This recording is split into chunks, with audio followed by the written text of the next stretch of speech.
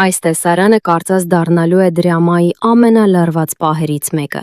Աշոտ Կարապետյանը հայտնվում է մի իրավիճակում, որտեղ այլևս անհնար է թաքցնել ճշմարտությունը։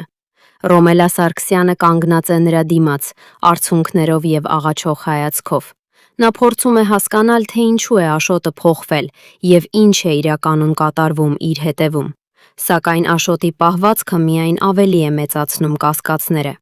Ամենացավալին այն է, որ Ռոմելան դեռ հավատում է նրան։ Նա կարծում է, որ իրենց հարաբերությունները անկեղծ են, բայց իրականությունը կարող է բոլորովին այլ լինել։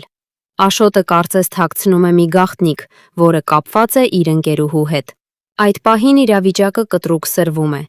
Աշոտը ձեռքը բարձրացնում է, զայրացած ու նյարդային վիճակում, իսկ Ռոմելան փորձում է կանգնեցնել նրան։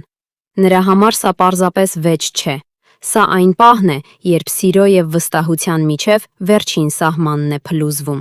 Կարեն Մանթաշյանը նույնպես ներկա է և չի կարող անտարբեր մնալ կատարվածի նկատմամբ։ Նա տեսնում է, թե ինչպես է ընտանիքի ներսում ամեն ինչ դուրս գալիս վերահսկողությունից։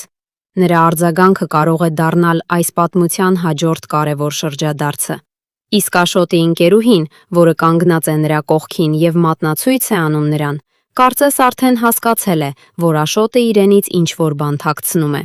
Հնարավոր է, հենց այս պահին նրա համար բացահայտվի դավաճանության ամբողջ